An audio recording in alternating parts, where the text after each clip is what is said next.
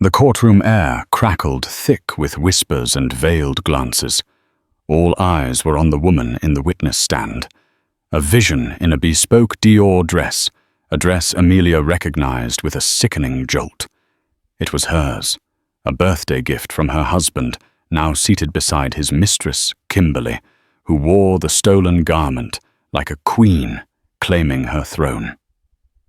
The gavel fell the judge's voice, a distant drone, as Amelia's world crumbled. But just as the final judgment was about to be passed, the heavy oak doors of the courtroom swung open. A man stood silhouetted in the doorway, his presence commanding an immediate, breathless silence.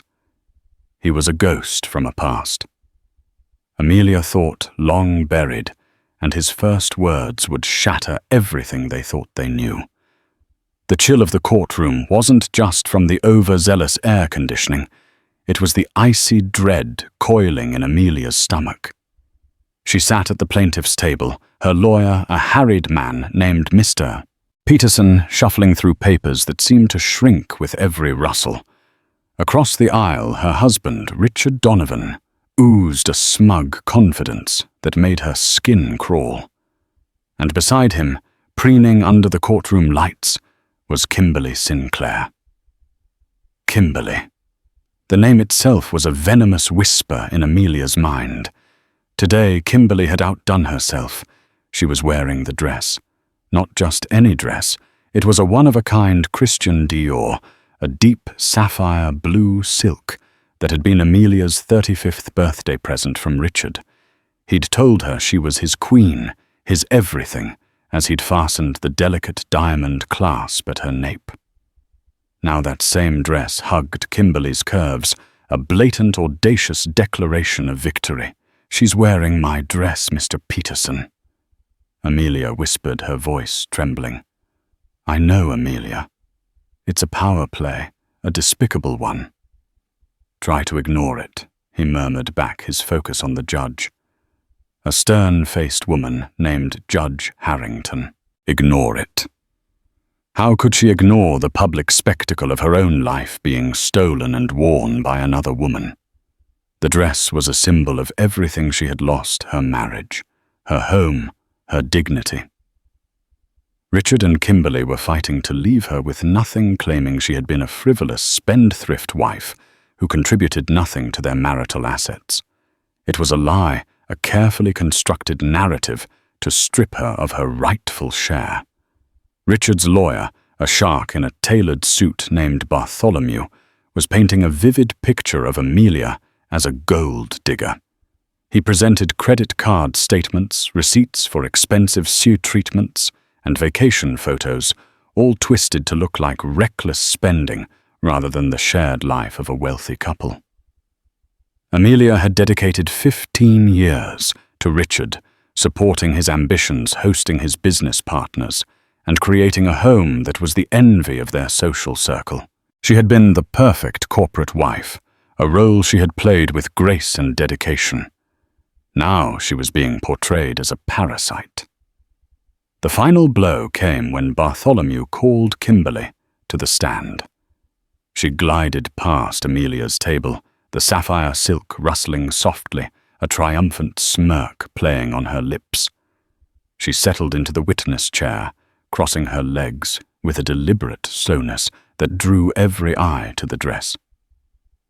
Miss Sinclair Bartholomew, began his voice dripping with faux sympathy. "Can you tell the court about your relationship with Mr. Donovan?" "Richard and I have a deep and loving connection," Kimberly said, her voice a saccharine melody that made Amelia's teeth ache. "He was so unhappy in his marriage. He felt trapped, unappreciated." She cast a sorrowful glance towards Amelia. "He just wanted to be with someone who truly saw him, who loved him for who he is, not for his money." Lies. All of it. Amelia had loved Richard with a fierce and unwavering devotion long before he had made his first million. They had started with nothing, two ambitious young people with dreams as big as the city skyline. She had been his rock, his confidant, his biggest cheerleader. "And this dress you're wearing?" Miss Sinclair, Bartholomew continued, his tone casual. "It's quite stunning." "A gift from Mr. Donovan, I presume?" Kimberly's smile widened. "Yes. Richard has impeccable taste. He loves to spoil me." Amelia's heart hammered against her ribs. She felt the blood drain from her face. The audacity of it, the sheer cruelty was breathtaking. She looked at Richard silently, pleading with him to have a shred of decency to stop this charade. He wouldn't meet her gaze. He just stared at Kimberly with a look of adoration that had once been reserved for her. Judge Harrington, who had been observing the proceedings with a stony expression, finally intervened. "Counselor, the provenance of the witness's attire is hardly relevant to the division of marital assets. With all due respect, Your Honor." Bartholomew countered smoothly. "It speaks to my client's generosity and the nature of his relationship with Miss Sinclair. It demonstrates that their connection is not a fleeting affair, but a committed partnership, where he provides for her needs and desires just as he did for Mrs. Donovan during their marriage. He is a provider, a man of means who is more than capable of managing his own finances without the interference of his soon-to-be ex-wife." The argument was flimsy, a pathetic attempt at character assassination. But in the emotionally charged atmosphere of the courtroom, it was having its intended effect. The whispers grew louder. Amelia could feel the judgmental stares of the people in the gallery. She was losing. She was losing everything. Mr. Peterson did his best on cross-examination, but Kimberly was a skilled actress. She played the part of the devoted, heartbroken lover to perfection, shedding a single glistening tear at just the right moment. By the time she stepped down, Amelia's case felt hopeless. Judge Harrington looked at the clock on the wall. "We will hear the final arguments after a short recess. I expect to deliver my judgment before the end of the day." The recess was torture. Amelia sat alone, Mr. Peterson having gone to confer with a colleague. Richard and Kimberly were huddled together, whispering and laughing, occasionally glancing over at her with undisguised contempt. Amelia felt a profound sense of loneliness, a despair so deep it threatened to swallow her whole. She had no one. Her family lived on the other side of the country, and her friends, the ones she had shared with Richard, had all chosen his side. The courtroom doors creaked open, but Amelia didn't look up. It was probably just the bailiff. Then a shadow fell over her table. "Amelia." The voice was a ghost from a lifetime ago, a voice she had never expected to hear again. She looked up, her heart stopping in her chest. Standing before her was Alexander Sterling, not the lanky, idealistic boy she had known in college, but a man who radiated an aura of power and authority. He was dressed in a bespoke suit that probably cost more than her car, his dark hair impeccably styled, his eyes the color of a stormy sea fixed on her with an intensity that made her breath catch. "Alexander," she whispered, her voice hoarse. "What are you doing here?" He gave her a small, sad smile. "I heard you were in some trouble. I came to help." Before Amelia could process his words, Judge Harrington re-entered the courtroom, and everyone rose. The final act of her public humiliation was about to begin. "We will now hear the final arguments," the judge announced. Bartholomew strode to the center of the courtroom, his voice booming with confidence as he summarized his case, painting Richard as the victim and Amelia as the villain. Then it was Mr. Peterson's turn. He did his best, his voice earnest and pleading, but his words felt hollow, a desperate attempt to salvage a sinking ship. As Mr. Peterson finished, Judge Harrington looked at the documents before her, her expression unreadable. After reviewing the evidence and hearing the testimonies, "I am prepared to make my ruling." Amelia's heart pounded in her ears. This was it, the end of her life as she knew it. In the matter of Donovan versus Donovan, the judge began, her voice crisp and final. "I find that the marital assets, including the primary residence, the vacation properties, and the majority of the investment portfolio, were acquired through the sole efforts of Mr. Richard Donovan. Therefore, I rule in favor of the defendant." A gasp rippled through the courtroom. Richard and Kimberly exchanged a triumphant glance. Amelia felt the floor drop out from beneath her.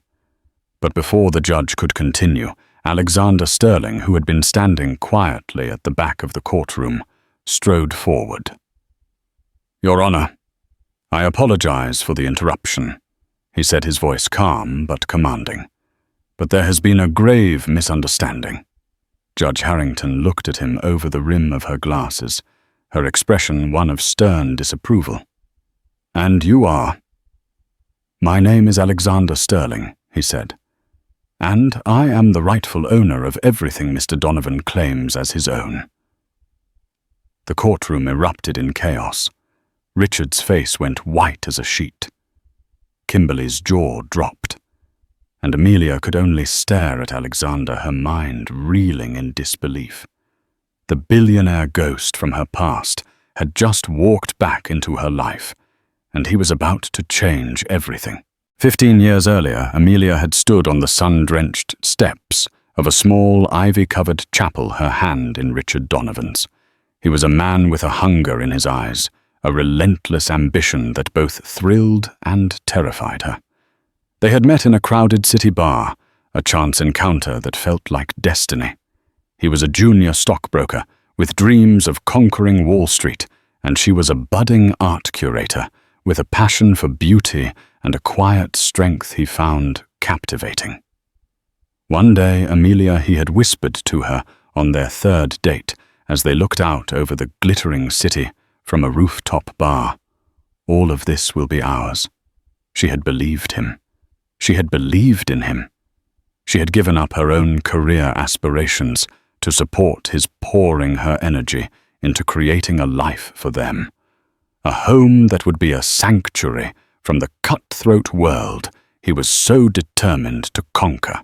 The first few years were a whirlwind of long hours and take-out dinners eaten on the floor of their tiny apartment.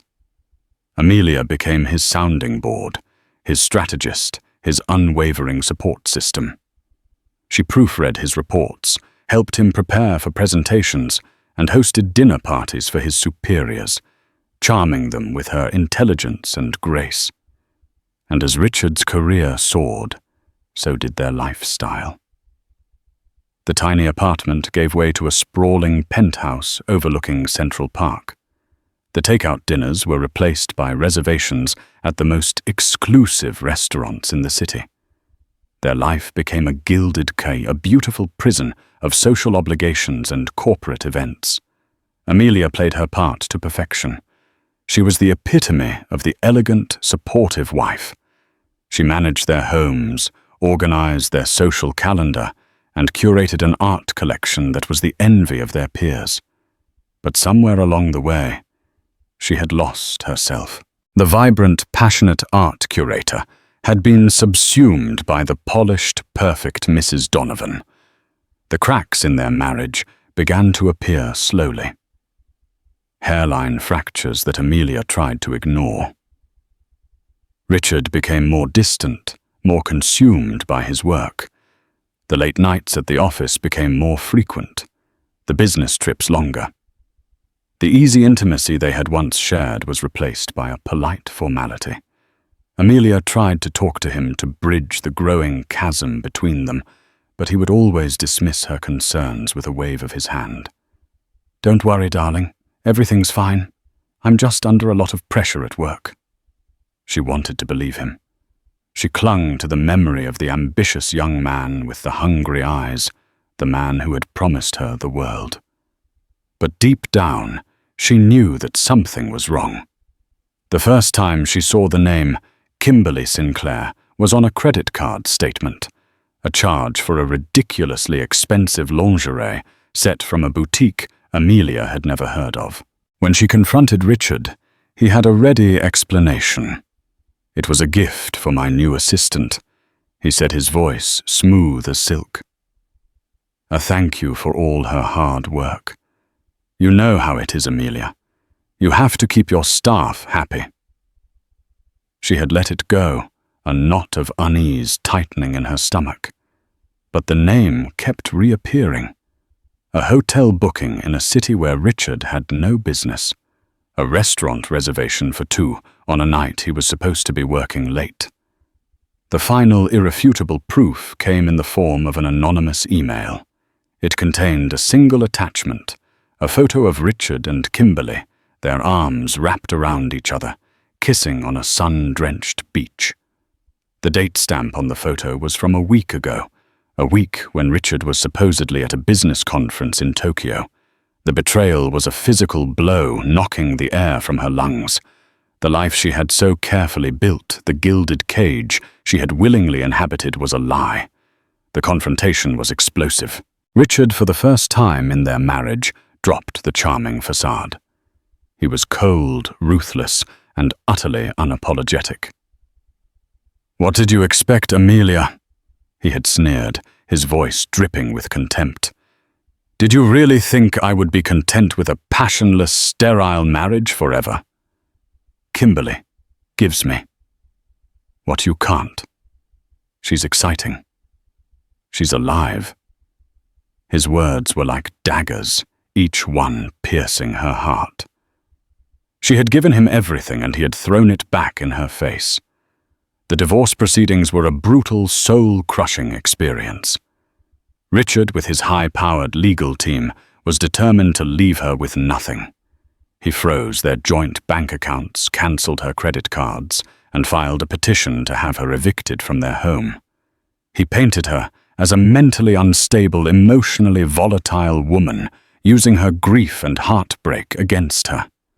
He twisted her every word, her every action to fit his narrative. He was a master manipulator, and Amelia, in her shattered state, was no match for him. The day of the court hearing, Amelia felt a sense of numb resignation. She had fought as hard as she could, but she knew she was going to lose. Richard had all the power, all the resources. He had already won. And then Kimberly had walked into the courtroom, wearing her dress. The final cruel twist of the knife. It was a calculated move, designed to humiliate her, to break her completely. And it had almost worked. As she sat in the courtroom, listening to the judge begin to read the verdict, a part of her had already given up. She had closed her eyes, ready for the final blow. But then the courtroom doors had opened, and Alexander Sterling had walked in. Alexander. Her Alex. The boy she had loved with all the fierce, unbridled passion of her youth. They had been inseparable in college, 2 idealistic dreamers who believed they could change the world. They had planned a future together, a life filled with art and love and adventure. But life had gotten in the way. A family tragedy had forced Alexander to drop out of college and move to the other side of the world. They had promised to stay in touch, but the letters had become less frequent, the phone calls shorter. Eventually the silence had stretched into years, and Amelia, with a broken heart, had moved on. She had never forgotten him, though. He was a ghost in the back of her mind, a reminder of a life she could have had. And now he was here in the flesh, a man who looked at her with the same intensity she remembered from all those years ago. His words to the judge echoed in her ears, a lifeline thrown to her in the midst of her drowning despair. "I am the rightful owner of everything Mr. Donovan claims as his own." It was a preposterous claim, an impossible twist in an already unbelievable story. But as Amelia looked at the stunned ashen face of her husband, a flicker of hope, the first she had felt in months, ignited in her heart. Perhaps her life wasn't over after all. Perhaps it was just beginning. Kimberly Sinclair was a creature born of ambition and desperation. She hadn't always been the polished, predatory woman who now sat beside Richard Donovan, a stolen dress her armor, and a triumphant smirk her weapon. Her story began in a small, forgotten town in the Midwest, a place where dreams went to die, and the only escape was a one-way bus ticket. Her father was a man with a heavy hand and a thirst for cheap whiskey. Her mother, a woman worn down by years of broken promises and faded hopes. Kimberly had learned early on that the only person she could rely on was herself. She was smart, beautiful, and possessed a chameleon-like ability to become whatever people wanted her to be. She had clawed her way out of poverty, working 2 jobs to put herself through community college, her eyes fixed on the glittering prize of a life far away from the dust and despair of her childhood. She moved to the city with a fierce determination to succeed, to erase the shame of her past and reinvent herself as a woman of power and influence. Her first job was as a receptionist at a small, struggling brokerage firm. It was there that she first laid eyes on Richard Donovan.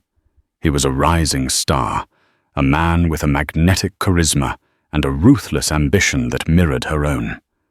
She saw in him a kindred spirit, a fellow traveler on the path to power. She made it her mission to get his attention. She studied him, learned his habits, his likes and dislikes. She became the perfect assistant, anticipating his every need, her efficiency and intelligence making her indispensable. She was a master of subtle seduction. Her compliments always perfectly timed her touch, lingering just a moment too long. It didn't take long for Richard to notice her. He was flattered by her attention, captivated by her youthful energy and her unabashed admiration. He was a man who craved adoration, and Kimberly provided it in abundance. Their affair began with stolen glances and secret lunches, a thrilling, illicit dance that quickly escalated into a passionate, all-consuming obsession. Kimberly knew he was married, but she didn't care. Amelia was just a casualty of war, a necessary sacrifice on her path to the life she deserved. Kimberly was a shrewd strategist. She knew that to secure her position, she had to not only win Richard's heart, but also dismantle his marriage. She played on his insecurities, his fears of growing old and irrelevant. She whispered poison in his ear, painting Amelia as a cold, passionless woman who didn't appreciate him, who was holding him back. "She doesn't understand you, Richard," she would murmur, her fingers tracing patterns on his chest. "She doesn't see the brilliant, powerful man you are. But I do." She was a master of manipulation, carefully orchestrating situations to make Amelia look bad. She would accidentally send a flirtatious text to Richard's phone when she knew Amelia would see it. She would leave a lipstick-stained glass on his desk for Amelia to find. She was playing a dangerous game, but she was confident she would win. The divorce was her end game. She coached Richard on what to say, how to act. She helped him and his lawyers build their case against Amelia, providing them with carefully selected evidence of Amelia's supposed profligacy and instability. Wearing Amelia's dress to court was her masterstroke, a final audacious act of dominance.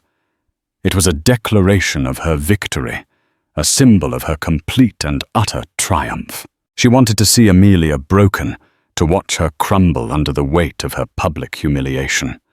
She had savored the look of despair on Amelia's face as the judge began to read the verdict. She had squeezed Richard's hand, a triumphant smile on her lips. They had done it. They had won. But then the man had walked in. Alexander Sterling. Kimberly had never heard the name before, but the look of pure, unadulterated terror on Richard's face told her everything she needed to know. This man was a threat, a serious one. His claim to own everything Richard possessed was ludicrous, a desperate last-minute bluff. But the judge, intrigued by the unexpected drama, had granted a temporary stay of proceedings, ordering an emergency hearing to investigate Sterling's claims. The ride back to the penthouse was silent and tense. The triumphant mood had evaporated, replaced by a thick, suffocating cloud of fear. "Who is he?" Richard Kimberly finally demanded, her voice sharp as glass. Richard was pale and sweating, his usual confident swagger gone. "He's no one. He's a ghost." "He didn't look like a ghost to me," she snapped. "He looked like a man who owns the world. And he claims to own you." Richard finally cracked his voice, a desperate whisper. "It was a long time ago, Kimberly. Before you. Before everything." He told her the story, the words tumbling out of him in a torrent of fear and regret. He had been a young, struggling broker, desperate to make a name for himself. He had met Alexander Sterling, a brilliant, eccentric young man with a genius for predicting the market. Alexander had taken Richard under his wing, mentored him, trusted him. They had started a small investment fund together with Alexander, providing the capital and the strategy, and Richard handling the day-to-day operations. The fund was a phenomenal success, their initial investment multiplying 1,000-fold in just a few years. But Richard had grown greedy.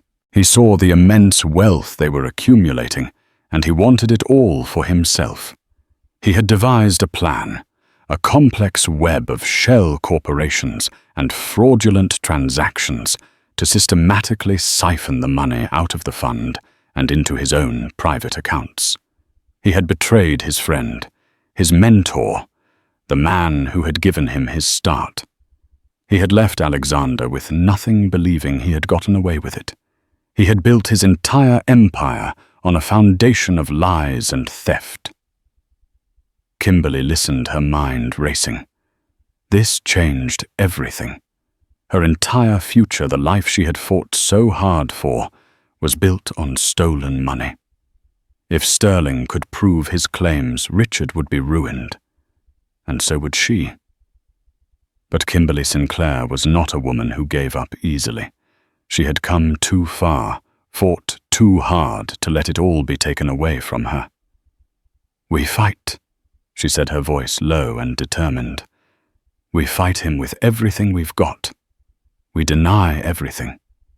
We say he's a liar, a fraud. We destroy him." She was a cornered animal, and she was ready to do whatever it took to survive. She had played the game of manipulation and deceit to get what she wanted, and she was not about to let a ghost from Richard's past unravel her carefully constructed world. The battle for the Donovan fortune was about to begin, and Kimberly Sinclair was ready for war. She had clawed her way up from nothing, and she would be damned if she was going back. She would lie, cheat, and steal to protect her position. She had done it before, and she would do it again. She was a survivor, and she would survive this. Whatever the cost. The name Alexander Sterling was whispered in the hallowed halls of international finance, with a mixture of awe and fear. He was a phantom, a myth, a man who had built a global empire from the ashes of a devastating betrayal. He was a recluse, a man who valued his privacy above all else, his face rarely seen, his voice rarely heard. But those who knew him, the select few who had earned his trust, knew the story behind the legend.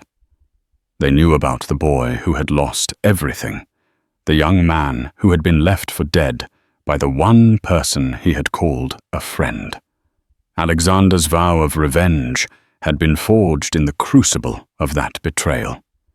He had been a young, idealistic genius, a man who saw the world not in terms of dollars and cents, but as a complex, beautiful puzzle waiting to be solved.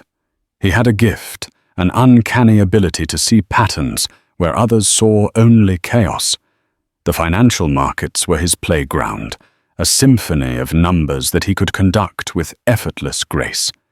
He had met Richard Donovan in a crowded coffee shop, a chance encounter that would alter the course of both their lives. Richard was ambitious and charming, with a hunger for success that Alexander, in his youthful naivety, had mistaken for passion. He had seen a kindred spirit, a partner to help him bring his revolutionary ideas to life. He had trusted Richard completely. He had given him everything: his ideas, his money, his friendship. He had been the architect, the visionary, while Richard was the builder, the one who would execute their shared dream. The betrayal, when it came, was swift and brutal. Richard, consumed by a greed that Alexander had failed to see, had systematically dismantled their empire, stealing not only the money, but also Alexander's identity, his future. He had vanished without a trace, leaving Alexander with nothing but the bitter taste of deceit and a mountain of debt. The years that followed were a living hell. Alexander was hounded by creditors, his name dragged through the mud. He lost everything: his home, his reputation, his faith in humanity. He was a ghost, a man erased from his own life story. But in the depths of his despair, a new resolve was born. He would not be defeated. He would not let Richard Donovan win. He would rebuild his life not for the sake of wealth or power, but for the sake of justice. He would reclaim what was rightfully his, and he would make Richard pay for his sins. He had started again from scratch with nothing but his brilliant mind and an unquenchable fortissimo in his soul. He worked tirelessly, relentlessly, his singular focus on his ultimate goal. He built a new empire, a fortress of wealth and power, so vast and impenetrable that it dwarfed anything Richard Donovan had ever dreamed of. He had kept a close watch on Richard over the years, tracking his rise, his marriage to Amelia, his decadent lifestyle. He had waited patiently for the perfect moment to strike. He was a predator stalking his prey, his vengeance, a dish best served cold. He had learned about the divorce, about Richard's cruel and calculated campaign to destroy Amelia. He had seen the public notice for the court hearing, and he knew that his moment had finally come. He had not seen Amelia since college, but he had never forgotten her. She was a luminous memory, a symbol of a life he could have had, a life that Richard had stolen from him. He remembered her kindness, her intelligence, her quiet strength. He knew that she was the innocent victim in Richard's web of deceit, and he was determined to save her. Seeing her in the courtroom, so pale and defeated, had ignited a protective fury in him. And seeing the woman beside Richard, wearing a dress that he knew instinctively must have belonged to Amelia, had solidified his resolve. His entrance into the courtroom was a declaration of war. His claim to own everything Richard possessed was not a bluff. It was the simple, unvarnished truth. He had the evidence, the meticulously documented proof of Richard's theft, a paper trail that would lead directly to his downfall. The emergency hearing was set for the following week. It would be a battle of titans, a clash of empires, built on a foundation of friendship and betrayal. Alexander and his legal team, a formidable group of the best lawyers money could buy, worked around the clock preparing their case. They compiled a mountain of evidence, bank records, forged documents, sworn affidavits from former employees who had witnessed Richard's fraudulent activities. But Alexander knew that this was more than just a legal battle. It was a psychological one. He knew Richard, his weaknesses, his fears. He knew that Richard was a coward, a man who would crumble under pressure. He arranged a meeting with Amelia. He wanted to see her, to talk to her, to prepare her for the storm that was about to break. They met in a private suite at a luxury hotel, a neutral ground far away from the prying eyes of the media. Amelia was nervous, her hands trembling as she clutched a cup of tea. "I don't understand, Alexander," she said, her voice barely a whisper. "How can you own everything Richard built his company from the ground up?" Alexander looked at her, his eyes filled with a deep, long-buried sadness. "Richard didn't build anything, Amelia. He stole it. He stole it from me." He told her the whole story, from the very beginning. He spared her no detail, laying bare the full extent of Richard's treachery. Amelia listened, her initial disbelief giving way to a sickening sense of horror. The life she had known, the man she had loved, was a lie. Her entire marriage had been built on a foundation of stolen money and deceit. She felt a wave of nausea wash over her. She had been a fool, a blind, trusting fool. "Why didn't you come forward sooner?" she asked, her voice choked with tears. "I had to be patient," he said, his voice gentle. "I had to wait for the right moment. I had to be strong enough to fight him and win. For both of us." He reached across the table and took her hand. His touch was warm and steady, a comforting anchor in the swirling chaos of her emotions. "I'm going to destroy him, Amelia," he said, his voice low and intense. "I'm going to take back everything he stole from me, and I'm going to make sure that he can never hurt you or anyone else ever again." In his eyes, she saw not just a desire for revenge, but a deep, unwavering commitment to justice. She saw the boy she had once loved, the idealistic dreamer now, a man of immense power and unwavering resolve. For the first time in a long time, Amelia felt a glimmer of something more than just hope. She felt a surge of strength, a newfound determination to fight for her future. She was no longer the victim. She was a survivor. And with Alexander by her side, she was ready to face whatever came next. The battle was far from over, but for the first time she believed that she could win. The week leading up to the emergency hearing was a maelstrom of legal maneuvering and psychological warfare. The story had exploded in the media, a salacious tale of a jilted wife, a cheating husband, a glamorous mistress, and a mysterious billionaire. The names Donovan and Sterling were on the lips of every news anchor and gossip columnist in the city. Richard and Kimberly were holed up in their penthouse, the walls of their gilded cage closing in on them. The initial bravado had evaporated, replaced by a gnawing, ever-present fear. Richard, usually so suave and in control, was a nervous wreck pacing the floors like a caged animal, his face pale and drawn. Kimberly, on the other hand, was a coiled spring of desperate energy. She had taken charge, her survival instincts kicking into high gear.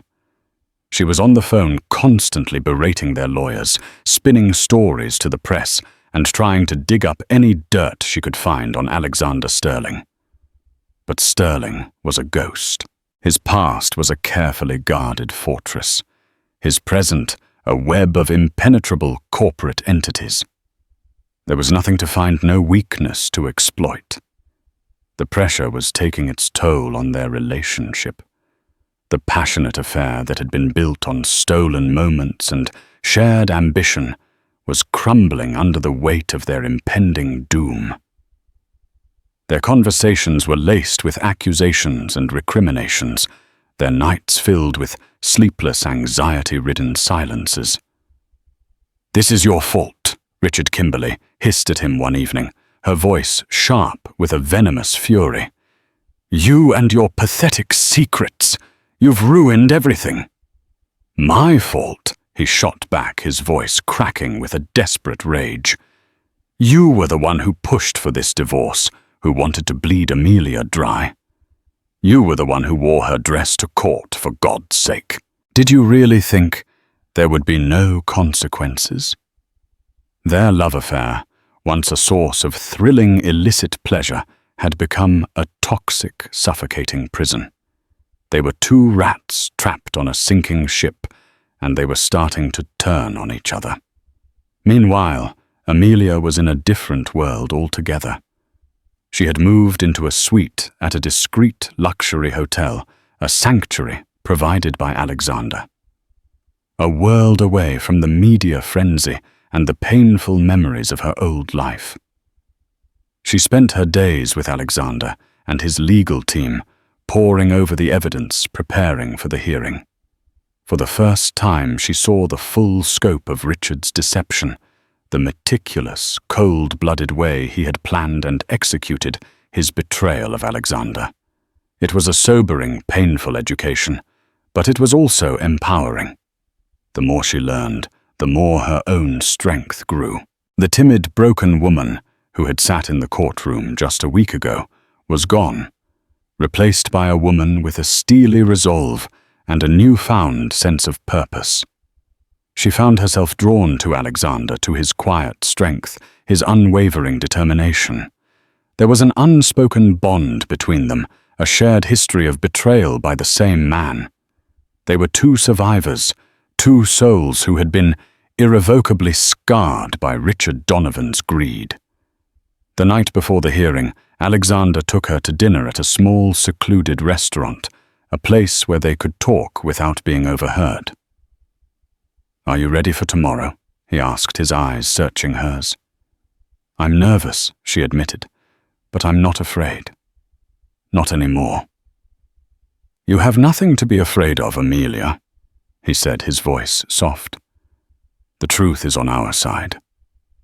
He reached across the table and took her hand, his thumb gently stroking her knuckles. "I know this has been an ordeal for you, and I'm sorry that you've been dragged into this." "Don't be," she said, her voice firm. "I needed to know the truth. I needed to see Richard for who he really is." She paused, then added, "Thank you, Alexander, for everything. You saved me." He smiled, a genuine, warm smile that reached his eyes. "We're saving each other." The day of the hearing, the courtroom was packed to the rafters. The air was electric with anticipation. This was the moment of truth, the final showdown between the two men whose lives had been so inextricably intertwined. Richard and Kimberly sat at the defendant's table, a picture of strained unity. Bartholomew, their lawyer, looked flustered, his usual confident demeanor replaced by a nervous energy. Amelia sat beside Alexander, a quiet confidence radiating from her. She met Richard's gaze across the courtroom, her expression unreadable. He flinched, looking away, unable to meet her steady, unwavering stare. Alexander's lead counsel, a formidable woman named Evelyn Reed, opened the proceedings with a calm, methodical precision. She laid out their case piece by piece, presenting a mountain of irrefutable evidence that chronicled Richard's systematic theft of the sterling Donovan fund. She presented bank statements showing massive transfers of funds into shell corporations, controlled by Richard. She presented forged documents with Alexander's signature clumsily replicated. She presented sworn testimony from a former accountant who had been coerced by Richard into helping him cook the books. The evidence was overwhelming, a tidal wave of truth that washed over the courtroom, drowning Richard and his lies in its wake. Bartholomew's attempts to rebut the evidence were weak and unconvincing. He tried to paint Alexander as a disgruntled former partner, a man with a vendetta. But his arguments were flimsy, his bluster ringing hollow in the face of the cold, hard facts. The final devastating blow came when Evelyn Reed called Richard to the stand. He was a man, broken his face, ashen, his hands trembling. He stumbled through his testimony, his lies unraveling with every question. Evelyn Reed was relentless, her questions sharp and incisive, peeling away the layers of his deceit until he was left exposed and vulnerable. A pathetic, cornered man with nowhere left to hide. "Mr. Donovan," she said, her voice like ice, "did you or did you not forge Mr. Sterling's signature on these documents?" Richard looked at the documents, then at Alexander, then at Amelia. He opened his mouth to speak, but no words came out. He was a man, drowning the weight of his own lies, pulling him under. In that moment, Kimberly knew it was over. She looked at the pathetic, broken man beside her, the man she had hitched her future to, and she felt nothing but contempt. He was a loser, a fraud, and he was taking her down with him. She made a decision, a cold, calculated decision born of a lifetime of self-preservation. She scribbled a note on a piece of paper and passed it to her lawyer. He read it, his eyes widening in surprise. He whispered something to Bartholomew, who looked at Kimberly with a mixture of shock and admiration. Bartholomew rose to his feet. "Your Honor," he said, his voice ringing with a newfound confidence, "my client, Miss Sinclair, has some information that will be of great interest to the court. She is prepared to testify against Mr. Donovan in exchange for full immunity." The courtroom erupted. Richard stared at Kimberly, his eyes wide with disbelief and betrayal. She refused to look at him, her gaze fixed on the judge, her expression a mask of cold, hard resolve. Kimberly Sinclair had made her final move. She was a survivor, and she would do whatever it took to save herself, even if it meant burying Richard Donovan once and for all. Kimberly Sinclair took the stand not in the stolen Dior dress, but in a simple, modest black suit. She was no longer the triumphant mistress, but a woman wronged, a victim of Richard Donovan's deceit. It was a masterful performance, a final desperate gambit to save herself from the sinking ship of Richard's empire. Her voice, once a saccharine melody, was now filled with a carefully rehearsed tremor of fear and regret. She told the court that she had been blinded by love, a naive young woman swept off her feet by a charming, manipulative man. She claimed that she had known nothing of his fraudulent activities, that he had lied to her just as he had lied to everyone else. But she was a shrewd negotiator. Her testimony was not a full confession. It was a carefully curated selection of half-truths and strategic omissions designed to incriminate Richard while minimizing her own culpability. She provided the court with a key piece of evidence that she had been holding back a secret ledger she had discovered in Richard's home office, a detailed record of his illegal transactions, his hidden offshore accounts, his entire web of deceit. It was the final nail in Richard's coffin. He sat at the defendant's table, a broken man listening as the woman he had loved, the woman for whom he had thrown away his marriage, systematically dismantled the last vestiges of his life. He looked at her, his eyes pleading, but she wouldn't meet his gaze. She was a stranger to him now, a cold, ruthless woman he had never really known. The judge's verdict was swift and decisive. Richard Donovan was found guilty of fraud, embezzlement, and a string of other financial crimes. His assets were frozen. His empire seized his life as he knew it over. He was led out of the courtroom in handcuffs, a once powerful man, now a common criminal. His face a mask of disbelief and despair. He was a king who had lost his kingdom, a man who had flown too close to the sun and had been burned by his own hubris. Kimberly, having been granted immunity for her testimony, walked out of the courtroom a free woman. But her victory was a hollow one. She had saved herself from prison, but she had lost everything else. Her reputation was in tatters, her name synonymous with scandal and betrayal. She was a pariah in the city she had fought so hard to conquer.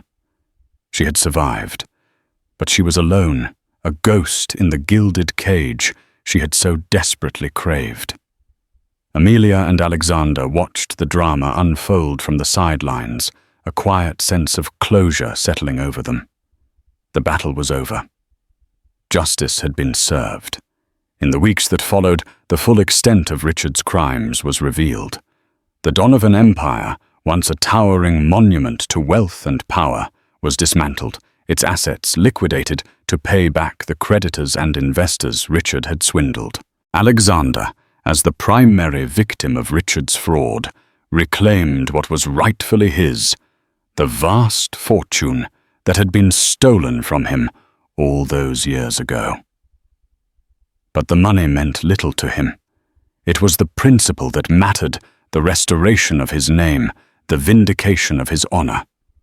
He and Amelia found themselves in a strange new world, a world free from the shadows of the past. The trauma of the divorce and the trial had forged a deep and unbreakable bond between them. They were two survivors, two souls who had found each other in the wreckage of their lives. They spent their days together, rediscovering the easy intimacy they had once shared, their old friendship, blossoming into something deeper, something more profound. They walked in the park, visited art galleries, and talked for hours, their conversations, a gentle tapestry of shared memories and future dreams. One evening, as they sat on a bench overlooking the city skyline, the glittering lights a testament to the new life that lay before them. Alexander turned to Amelia, his eyes serious. "I'm selling the company." "Amelia," he said. She looked at him surprised. "But you worked so hard to get it back." "I didn't get it back for the money," he said. "I got it back for justice. And now that justice has been served, I want to be free." He took her hand, his voice soft. "I want a different life, Amelia. A life filled with the things that truly matter. Art, travel, love. The things we used to dream about." He looked into her eyes, his heart in his. "I want that life with you." Amelia's heart swelled with a joy so intense it brought tears to her eyes. She had thought that her life was over, that she would never find love or happiness again.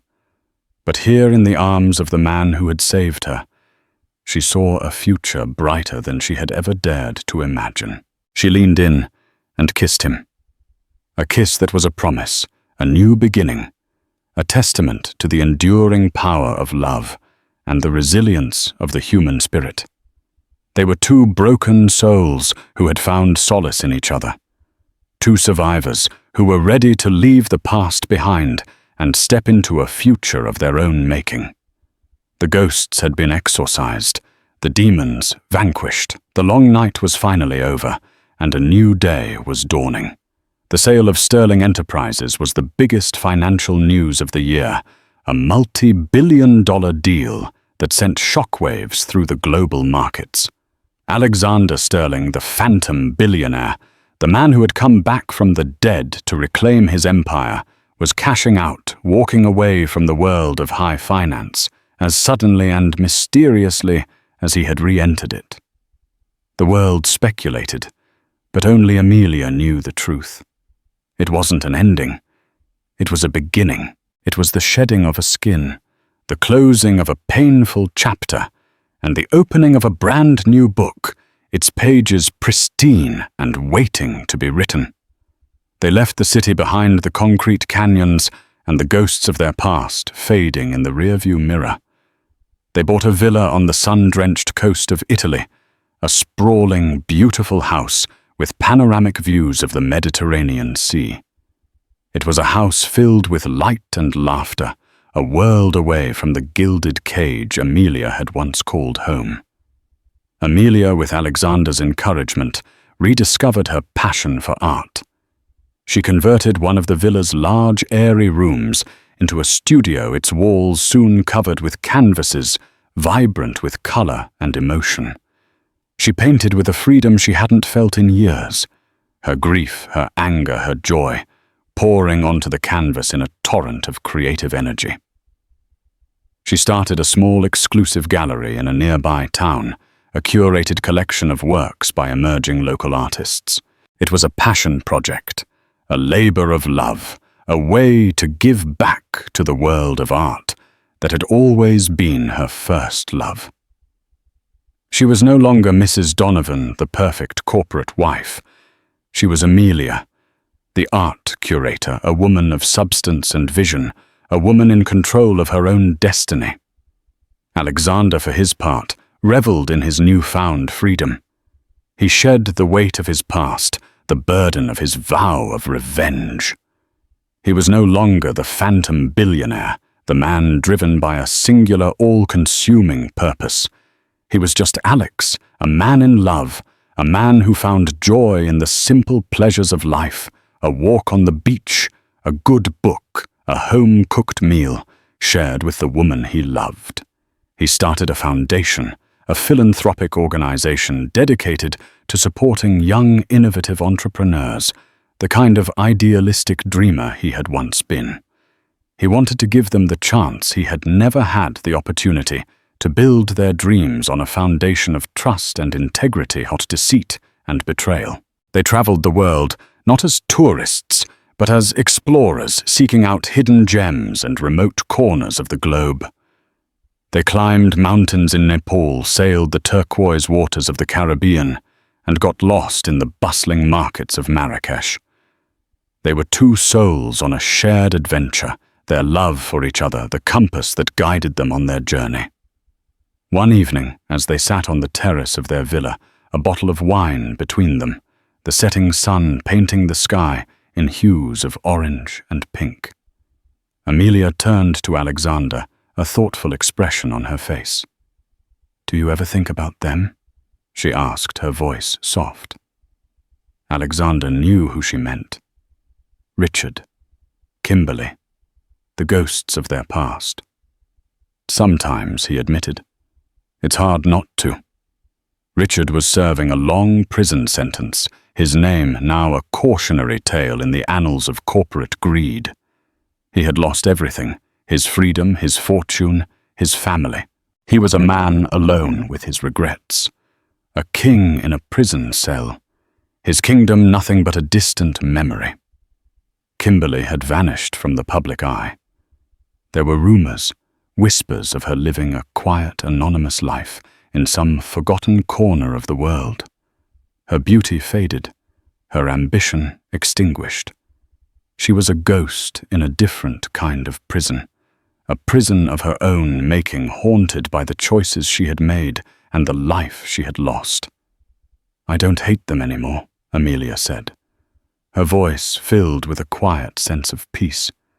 "I just feel sad for the lives they could have had, for the choices they made." Alexander took her hand, his touch warm and reassuring. "They made their choices, Amelia, and we've made ours." He looked at her, his heart filled with a love so profound it left him breathless. She was the most beautiful, resilient woman he had ever known. She had taken the shattered pieces of her life and had created a masterpiece, a life filled with beauty and passion and purpose. "I love you, Amelia," he whispered, his voice thick with emotion. "I love you too, Alex," she said, her eyes shining with tears of joy. They sat in comfortable silence, watching as the first stars began to appear in the twilight sky. The past was a closed book, its stories told, its lessons learned. The future was an open canvas, a vast and beautiful landscape waiting to be painted. and they would paint it together with the vibrant, beautiful colors of their love. They were home, they were free, and they were finally completely happy. The story of Amelia, Richard, and Alexander is more than just a tale of betrayal and revenge. It's a story about the incredible resilience of the human spirit, about the power of truth to shatter even the most carefully constructed lies. It's a reminder that even in our darkest moments, when all hope seems lost, a new beginning is always possible. Amelia's journey from a heartbroken wife to a strong, independent woman is an inspiration to us all. If you were moved by her story, if you believe in the power of second chances, then please show your support by liking this video, sharing it with your friends, and subscribing to our channel for more real-life dramas that will touch your heart and soul. Don't forget to hit the notification bell so you never miss a new story. Thank you for listening.